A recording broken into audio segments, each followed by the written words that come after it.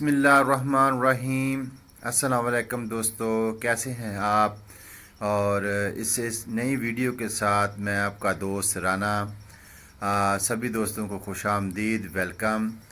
तो ये आज मैंने छोटा सा व्यू बनाया है अपने गार्डन का, और आप लोगों के साथ कुछ अपने गार्डन के फ्लावर्स हैं उसका विज़िट कराऊंगा।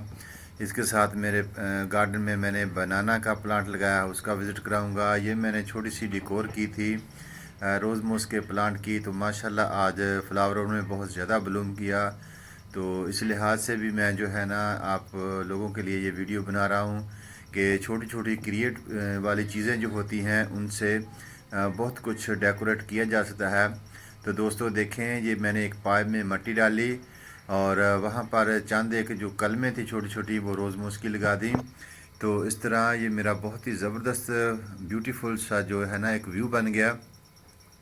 तो इसके साथ मैंने वाइट फ्लावर था जो उसके साथ रेड फ्लावर को मिक्स करके लगाया, तो वहाँ से ये जो है ना एक डिफरेंट कलर निकला है। तो ये कलर जो है ना ऑरेंज है, ना वाइट है, ना पिंक है। तो ये बिल्कुल ही हल्का सा कलर है, लेकिन इसमें डॉट जो हैं वो ज़्यादा थोड़े से गहरे हैं।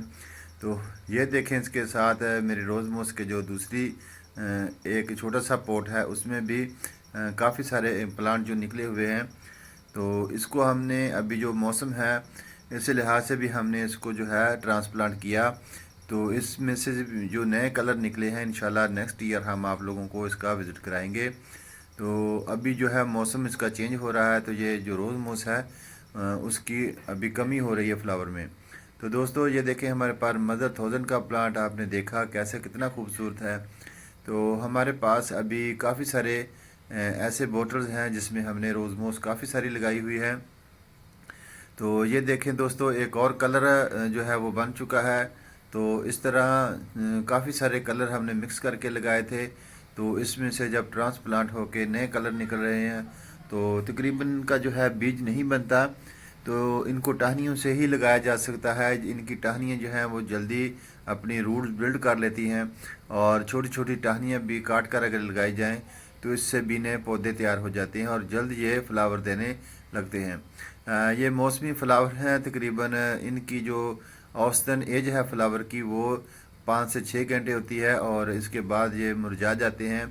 तो देखें दोस्तों, मैंने हैंगी बास्केट में काफ़ी सारे जो पोट्स बनाए थे रिसर्कल बोतलों से। तो वहाँ पर मेरे आज गार्डन का व्यू देखें आप, सर्दी है लेकिन फिर भी बहुत सारे फ्लावर जो है वो ब्लूम किए हुए हैं। तो इसके अंदर देखें मैंने 2 कलर लगाए, और जामुन की काफ़ी सारी जो थी वो सीड गुठलियाँ मैंने इसमें लगा दी। इसमें अभी जामुन के पौधे भी जो हैं वो उगे हुए हैं, तो अभी उनकी जर्मिनेशन भी बहुत अच्छी हो रही है और काफ़ी बड़े वो पौधे हो चुके हैं, और वाटरिंग जो है वो मुनासिब मकदार में इनको देना पड़ता है। तो ये देखें दोस्तों, लालसा का प्लांट मैंने कलम से ग्रो किया और इसको भी हैंगी बास्केट में लगा दिया। तो माशाल्लाह इसकी ग्रोथ भी जो है वो लाजवाब और ज़बरदस्त किस्म की है। तो ये रिसर्कल चीज़ें थी सारी, इन्हीं रिसर्कल को हमने प्लांट्स में तब्दील कर दिया और हमारे जो गार्डन है उसमें एक अच्छी सी लुक बना दी हमने। तो दोस्तों देखने में ये जो हमारी दीवार है इसके अंदर इसके जो एक साइड में बहुत सारे फ्लावर हैं।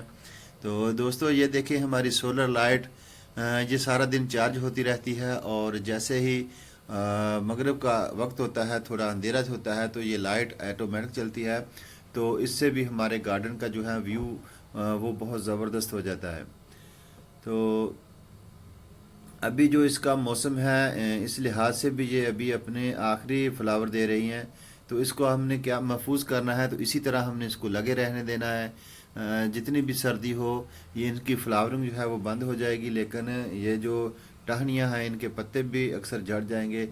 लेकिन दोस्तों इसको ये जो है ये अपने आप को सर्वाइवल कर लेती है। जैसे ही गर्मी स्टार्ट होगी फिर से दोबारा इसकी हम कलमकारी करेंगे, इनकी टहनियों को तोड़ के नई बोतलों में लगाएंगे, तो वहाँ से फिर से अपनी ये जर्मिनेशन स्टार्ट कर देगी। तो इसका जो प्रोसीजर है ऐसे ही चलता है। तो देखें दोस्तों, ये हमारे पास एक छोटा सा पोट है और उसमें भी यहाँ पर धूप तो नहीं है लेकिन फिर भी फ्लावरिंग हो रही है।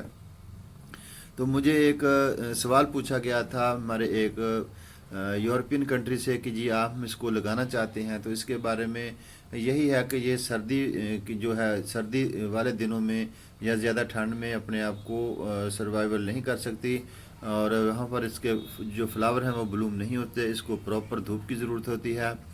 तो उम्मीद है कि ठीक हो गया। और ये हमारे पास हमने एक छोटे से पोट में बिल्कुल जो है ये बिल्कुल फ्री वाला पोट है, और यहाँ पर हमने यहाँ पालक लगाई है। ये देखें इसकी ग्रोथ कितनी प्यारी है, और काफ़ी सारे जो रिसर्कल हमारे पास प्लास्टिक के पॉलीथीन बैग थे वहाँ पर हमने जो अपने छोटे छोटे पौधे लगाए हैं। तो देखें ये अभी सर्दी स्टार्ट हो चुकी है, और हमारे पास माशाल्लाह से हमने एक छोटी सी क्यारी में सरसों, और इसके अंदर हमने छोटी जो लाल वाली गोल मूली होती है उसके सीडलिंग की। तो इंशाल्लाह आने वाले नेक्स्ट मंथ में हम इससे साग तैयार करेंगे और आप लोगों से इसको शेयर करेंगे।